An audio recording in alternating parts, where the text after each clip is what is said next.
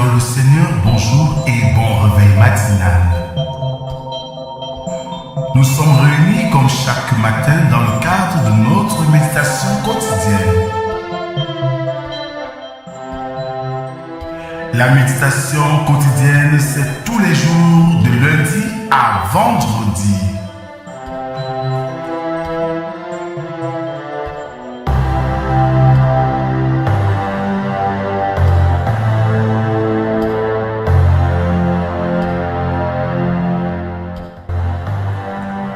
À vous tous qui avez répondu présent, que la grâce, la paix et l'amour de notre Dieu soient et demeurent avec vous au nom du Père, du Fils et du Saint-Esprit. Amen.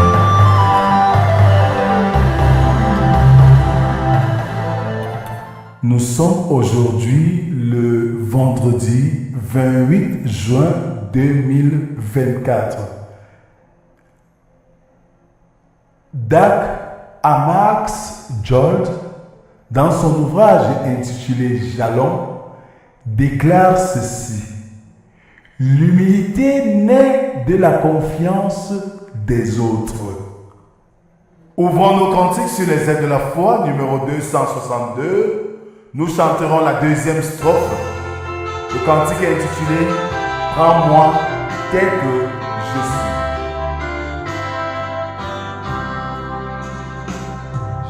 Transgresser ta sainte loi, le péché d'un que règne en moi, pour me présenter devant toi, je n'ai que ma souillure. Rends-moi tel que je suis, sans vertu, sans appui. Tel que je suis, lave-m'en impur.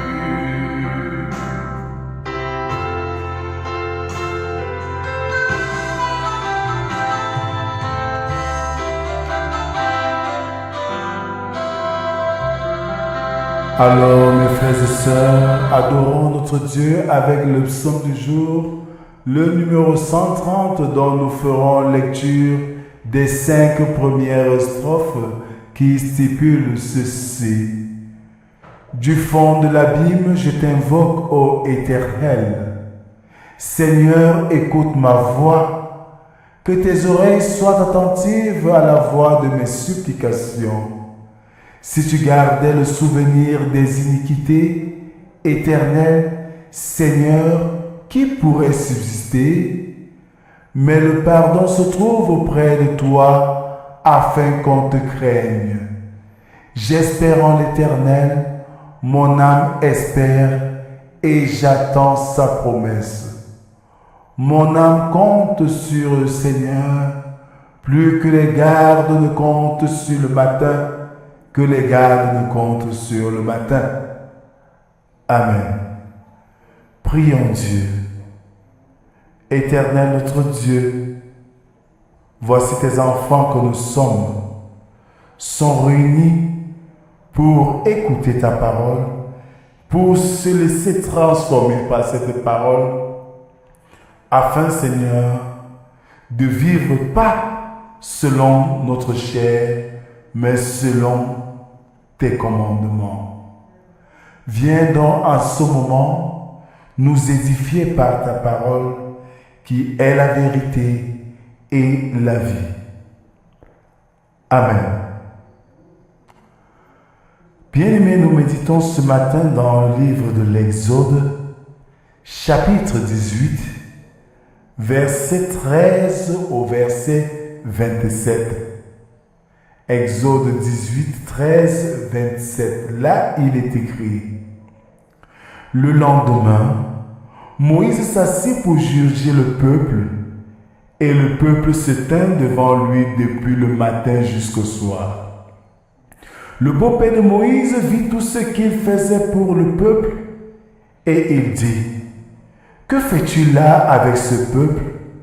pourquoi sièges-tu seul? Et tout le peuple se tient devant toi, depuis le matin jusqu'au soir.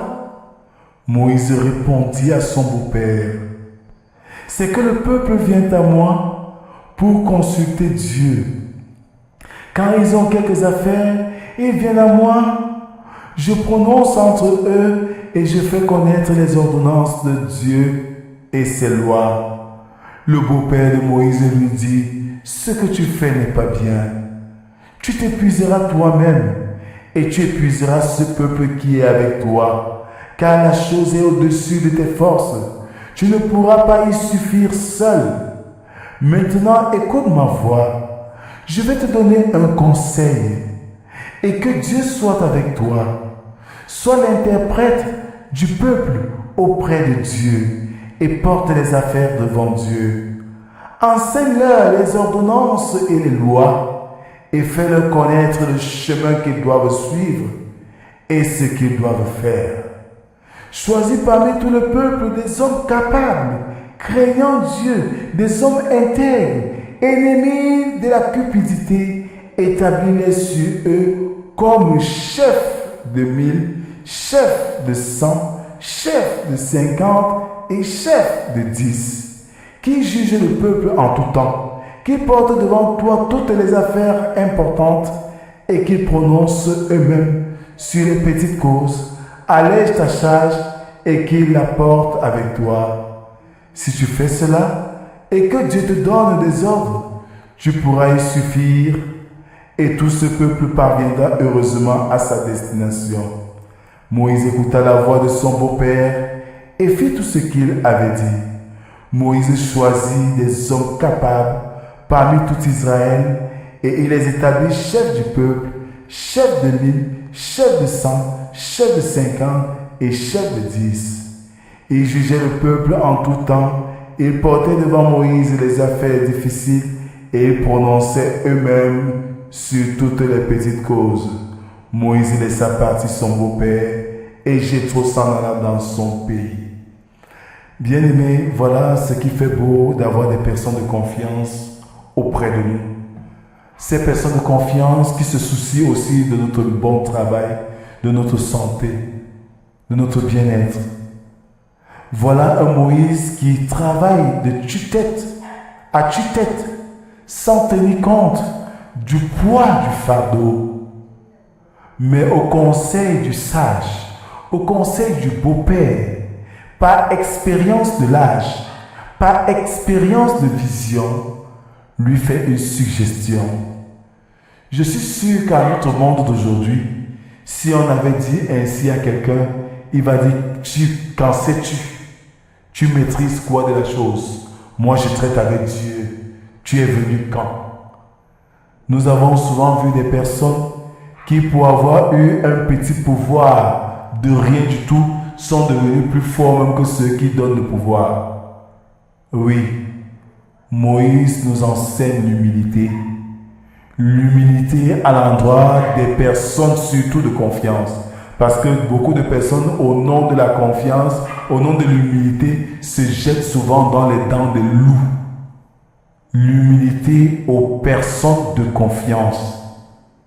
Et à cet effet, le conseil que son beau-père lui donne, en homme avisé, est le déclenchement de la décentralisation. La décentralisation qui reste un problème majeur même dans les sociétés et les pays d'aujourd'hui.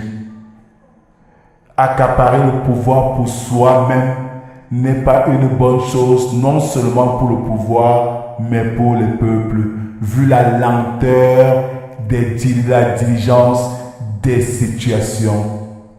Moïse entre dans cette école du management et là, la charge diminue sur ses épaules et voilà qu'il peut mieux exercer sa mission. Bien-aimés, ne soyons pas des personnes jaloux ou égoïstes, des personnes qui veulent tout faire pour eux seuls, qui veulent tout faire en fait. Apprenons à décentraliser. Apprenons à partager les tâches et nous encadrons. Ça va créer la cohésion, ça va créer l'amour, Ça va créer l'entente, ça va créer le dynamisme. Et c'est ce que Dieu attend de nous. Que le Seigneur ce matin, par ce message, éveille nos consciences. Amen. Merci Seigneur pour ce message que tu nous délivres ce matin, afin que nous puissions non seulement être au service du prochain ou de la nation, mais que nous puissions en même temps être en même capable de partager les tâches, de décentraliser les pouvoirs pour être encore plus efficace dans les rendements. Tu ne nous diras pas ce que nous avons à faire parce que tu sais que tu nous as tout donné pour que nous puissions bien faire. Donne-nous donc de ne pas toujours tout attendre de toi, mais d'apprendre à prendre les initiatives avec assurance parce que Seigneur, tu nous as dotés de toutes ces capacités. Bénis cette semaine, ce week-end qui commence. Bénis Seigneur toutes nos activités. Accompagne dans nos différentes missions et voyages et donne-nous de passer des moments agréables auprès des nôtres et de recevoir par humilité des conseils qui affermiront nos défis de foi à venir. C'est au nom de Jésus-Christ, ton Fils, que nous t'avons ainsi prié, lui qui nous a appris à te dire: Notre Père qui es aux cieux, que ton nom soit sanctifié, que ton règne vienne, que ta volonté soit faite sur la terre comme au ciel. Donne-nous aujourd'hui notre pain de ce jour. Pardonne nos offenses, comme nous pardonnons aussi à ceux qui nous ont offensés. Ne nous soumets pas en tentation, mais délivre-nous du mal, car c'est à toi qu'appartiennent le règne, la puissance et la gloire pour les siècles des siècles. Amen. En guise d'exhortation, bien-aimés, soyons munis de beaucoup d'humilité à écouter ceux qui nous entourent, surtout des personnes de confiance, afin de réussir nos missions multiformes qui pèsent quelquefois sur nous au quotidien. La voie de l'expérience est la voie de Dieu. Que la grâce, la paix et surtout l'amour de Dieu nous anime et soit avec nous pour toujours à jamais, au nom du Père, du Fils et du Saint-Esprit, un seul Dieu éternellement béni. Amen. Shalom, shalom, shalom.